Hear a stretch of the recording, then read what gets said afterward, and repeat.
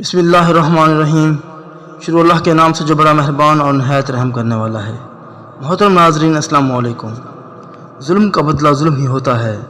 حضرت امام حسین اور ان کے کنبے کو کربلا کی تپتی زمین پر شہید کرنے والوں کا انجام بھی دنیا نے دیکھا، جنہوں نے محض اقتدار کی خاطر ظلم کا بازار گرم کیا تھا۔ انہیں وہ نہ مل سکا اور محض چند سالوں کے بعد اپنے انجام کو پہنچ گئے۔ مختار سقفی نے کن کن قاتلوں کو کس بے دردی سے قتل کیا، آئیے اس ویڈیو میں جانتے ہیں۔ نمبر 1، شمر بن ذیل جوشن۔ نمبر 2، سنان بن انس نخعی۔ نمبر 3، عبید اللہ ابن زیاد۔ نمبر 4، عمر بن سعد۔ نمبر 5، خولی بن یزید اصبہی۔ نمبر 6، عمر بن الحجاج زبیدی۔ نمبر 7، حرملہ بن کاہل اسدی۔ مندرجہ بالا حسین کے قاتلوں کے بارے میں جاننے سے پہلے یہ جان لیتے ہیں کہ مختار سقفی کون تھے۔ سانحہ کربلا کے بعد مختار سقفی نے قاتلین امام حسین رضی اللہ عنہ کو چن چن کر بڑی بے دردی سے قتل کیا۔ مختار سقفی سن 1 ہجری میں طائف میں پیدا ہوا۔ اس کی کنیت ابو اسحاق تھی اور لقب کیساں تھا۔ حضرت علی رضی اللہ عنہ کے دور خلافت میں مختار ان کے ساتھ کوفہ میں چلا گیا۔ خلیفہ چہارم کی شہادت کے بعد بصرہ میں سکونت اختیار کر لی۔ سن 60 ہجری کے آخر میں حضرت امام حسین رضی اللہ عنہ کے اقدام پر حضرت مسلم بن عقیل کی مدد کرنے کی پاداش میں ابن زیاد نے اسے گرفتار کر کے قید خانے میں ڈال دیا۔ جس وقت حضرت امام حسین رضی اللہ عنہ کوفہ پہنچے تو اس وقت مختار سقفی عبید اللہ ابن زیاد کی قید میں تھا۔ شہادت امام حسین رضی اللہ عنہ کے بعد آزاد کر دیا گیا۔ اہل بیت سے اسے خاص محبت تھی۔ جب امام حسین اور ان کے کنبے کی شہادت کے بارے میں اسے معلوم ہوا تو اس نے اپنی زندگی کا مشن ہی یہ بنا لیا کہ وہ قاتلین حسین سے انتقام لے گا۔ قریباً تمام کے تمام قاتلین کو اس نے قتل کروا دیا اور عبرت کا نشان بنا دیا۔ مختار سقفی اور اس کے لوگوں نے جن قاتلین حسین رضی اللہ عنہ کا نشان عبرت بنایا، ان میں سے چاند کا ذکر درج ذیل ہے۔ نمبر 1، شمر بن ذیل جوشن۔ شمر بن ذیل جوشن نے میدان کربلا میں کند شمشیر کی 12 ضربوں سے حضرت امام حسین رضی اللہ عنہ کو نہایت بے دردی سے شہید کیا تھا۔ کربلا کا احوال بتاتا ہے کہ عین موقع پر حضرت امام حسین رضی اللہ عنہ نے اپنی رائے تبدیل کر دی تھی۔ انہوں نے عبید اللہ ابن زیاد کی فوج کے سپہ سالار عمر بن سعد کو اپنی شرائط سے آگاہ کیا۔ وہ شرائط یہ تھی: میں جہاں سے آیا ہوں وہیں واپس چلا جاؤں، یا میں یزید کے پاس پہنچ جاؤں اور خود اس سے معاملہ طے کروں، یا مجھے مسلمانوں کی کسی سرحد پر پہنچا دو، جو حال وہاں کے عام لوگوں کا ہوگا میں اسی میں بسر کر لوں گا۔ یہ شرائط سننے کے بعد عمر بن سعد نے ابن زیاد کو خط لکھا، جس میں اسے امام حسین رضی اللہ عنہ کی شرائط سے آگاہ کیا۔ یہ شرائط ابن زیاد نے قبول کر لی، لیکن شمر نے عین اس وقت مخالفت کی جب مسلمانوں کے 2 گروہوں کے درمیان صلح ہونے والی تھی۔ اس نے ابن زیاد سے کہا کہ کیا آپ حسین رضی اللہ عنہ کو مہلت دینا چاہتے ہیں؟ وہ اگر آج خالی ہاتھ نکل گئے تو پھر کبھی آپ کے ہاتھ نہیں آئیں گے۔ مجھے اس خط میں عمر بن سعد کی سازش معلوم ہوتی ہے۔ ابن زیاد شمر کی باتوں میں آ گیا۔ ان باتوں سے معلوم ہوتا ہے کہ سانحہ کربلا میں شمر کا اہم کردار تھا۔ جب مختار سقفی چن چن کے قاتلین حسین رضی اللہ عنہ کو عبرت کا نشانہ بنا رہا تھا تو شمر نے کوفہ سے راہ فرار اختیار کرنے میں عافیت جانی، مگر پکڑا گیا۔ اس کو عبداللہ کامل نے پکڑا اور مختار کے سامنے پیش کیا۔ مختار نے قتل کا حکم دیا تو عبداللہ نے التماس کی کہ شمر کو اس کے حوالے کر دیا جائے۔ عبداللہ نے زیتون کے تیل سے بھری ہوئی ایک بڑی دیگ آگ پر رکھوائی۔ جب تیل کھولنے لگا تو اس میں شمر کو ڈال دیا۔ جب وہ نیم مردہ ہو گیا تو اسے نکال کر اس کے ناخن اکھاڑ دیے، پھر اس کی کھال کھینچ لی اور رگیں کاٹ دی، پھر اس کی زبان کھینچ لی گئی۔ جب وہ مرنے کے قریب پہنچا تو اس کا سر کاٹ کر جامع مسجد کے سامنے لٹکا دیا اور جسم کو آگ میں جلا دیا۔ استغفر اللہ۔ نمبر 2، سنان بن انس نخعی۔ سنان بن انس نے حضرت امام حسین رضی اللہ عنہ کو نیزہ مارا تھا۔ ایک قول کے مطابق اس نے امام حسین رضی اللہ کا سر تن سے جدا کیا تھا۔ مختار سقفی کے خوف سے یہ بصرہ بھاگ گیا تھا۔ بصرہ سے واپسی پر عزیب اور قادسیہ کے درمیان مختار کے لشکر نے اسے گرفتار کیا اور مختار کے حوالے کر دیا۔ مختار کے ایک دوست جناب ابراہیم نے پہلے اس کی دونوں آنکھیں نکلوائی، پھر اس کے ہاتھوں کے ناخون کا اکھڑوایا، پھر دونوں ہاتھوں کو توڑوا دیا۔ جب وہ مرنے کے قریب پہنچا تو اس پر پتھر برسوائے، آخر میں اسے ذبح کر کے آگ میں جلا دیا اور اس کی خاک ہوا میں اڑا دی۔ نمبر 3، عبید اللہ ابن زیاد۔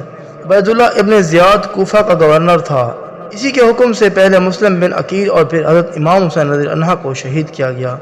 سن 66 یا 67 ہجری میں مختار کے لشکر اور اس کے لشکر کے مابین جنگ ہوئی، اس میں اسے شکست فاش ہوئی اور ابراہیم بن اشتر نے اسے قتل کر دیا۔ کہا جاتا ہے کہ جس روز ابن زیاد کا قتل ہوا وہ دن بھی 10 محرم کا تھا۔ ابراہیم بن اشتر نے ابن زیاد کو قتل کرنے کے بعد حکم دیا کہ اس کا سر تن سے جدا کیا جائے، پھر اس کے جسم کو پہلے الٹا سولی پر لٹکوایا، بعد ازاں اسے نظر آتش کر دیا گیا۔ پھر ابراہیم نے اس کا سر مختار کے پاس بھجوا دیا۔ جب ابن زیاد کا سر مختار کے سامنے پیش کیا گیا تو وہ کھانا کھانے میں مشغول تھا۔ وہ اٹھا اور اس کے منہ پر لاتیں ماریں، پھر جوتا اتار کر غلام کو دیا اور کہا کہ اسے پاک کر دو، کیونکہ میں نے اسے ایک نجس کافر کے منہ کے ساتھ چھوا ہے۔